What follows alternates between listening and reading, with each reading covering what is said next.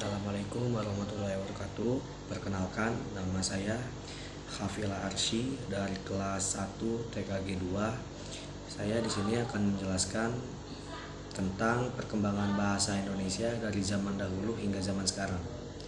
Sebelum kepada materi, saya akan menjelaskan apa itu bahasa. Bahasa Indonesia adalah bahasa resmi bangsa Indonesia. Dalam setiap peradaban manusia, bahasa selalu hadir di antara mereka. Bahasa dan manusia merupakan suatu kesatuan yang tidak dapat dipisahkan. Hal ini dapat dilihat dari bahasa ini bertindak sebagai suatu media yang membantu manusia dalam kehidupan sehari-hari. Bahasa yang hadir dalam suatu kelompok masyarakat merupakan suatu interaksi antar sesama manusia yang ada di tempat tersebut. Perkembangan bahasa Indonesia selalu memiliki keunikan tersendiri. Kosakata asing yang diasimilasi ke dalam bahasa Indonesia bertujuan untuk memperkaya kosakata bahasa Indonesia dan keaneka-ragamnya.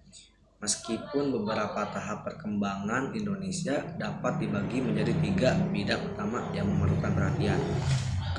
Ketiga bagian tersebut adalah bahasa Indonesia sebagai persatuan, bahasa Indonesia sebagai bahasa resmi nasional, dan yang terakhir yang ketiga adalah bahasa Indonesia sebagai bahasa internasional. Pembahasan dapat dilanjutkan jika konsep dasar bahasa itu sendiri dipahami dengan benar. Saya di sini akan melanjutkan kepada pembahasannya. Perkembangan bahasa Indonesia lisan maupun tulisan berkembang mulai pada saat terbentuknya bahasa Indonesia terus-menerus berkembang seiring berlakunya ejaan Van Oud, Huijsen, Soewandi, Melindo, bahkan hingga ejaan yang disempurnakan. Ini adalah beberapa contoh sederhana bagaimana bahasa Indonesia dengan pesat mengalami perkembangan. Bahasa Indonesia ini telah dikenal oleh khalayak umum merupakan bahasa Melayu yang menjadi lingua franca atau bahasa perhubungan di Nusantara kala itu. Bahasa Melayu telah ada dan digunakan terlebih dahulu dan digunakan untuk bahasa di daerah tersebut. Keberadaan bahasa Melayu pun dapat ditilik dalam saat persiapan Kongres Pemuda tahun 1926. Para pemuda masih mempersalahkan tentang sebutan bahasa persatuan Indonesia.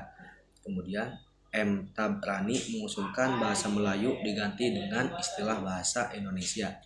Dan ini pun disetujui bersama pada 2 Mei 1926.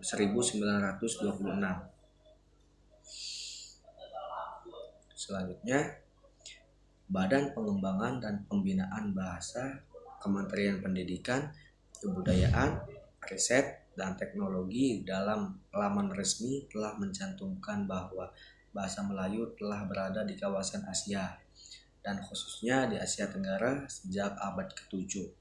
Pernyataan ini juga tentu didukung oleh adanya beberapa prasasti seperti Prasasti Talang Tuo di Palembang, bahkan Prasasti Karangberahi di Jambi. Keberadaan prasasti-prasasti ini telah ada sejak tahun 680-an. Selanjutnya, untuk sejarah perkembangan bahasa Indonesia dapat disoroti melalui zaman Sriwijaya yang menggunakan bahasa Melayu untuk menjadi bahasa pembelajaran, kebudayaan, dan hingga pada saat penyebaran agama Kristen oleh para pendeta-pendeta dan orang Belanda pada saat masih berada di Indonesia. Bahasa Melayu yang merupakan cikal bakal bahasa Indonesia telah berkembang dengan pesat di Indonesia. Bahkan sebelum bahasa Indonesia pertama kali resmi diumumkan pada Sumpah Pemuda. Bahasa Indonesia sejak dahulu telah membentuk bangsa dan mempersatukan keberagaman yang ada di Indonesia yang memiliki tingkat kemajemukan yang sangat tinggi. Sekian yang saya bisa sampaikan. Saya Khafila Arsy dari kelas 1 TKG 2 ingin minta maaf jika ada salah kata. Dan assalamualaikum warahmatullahi wabarakatuh.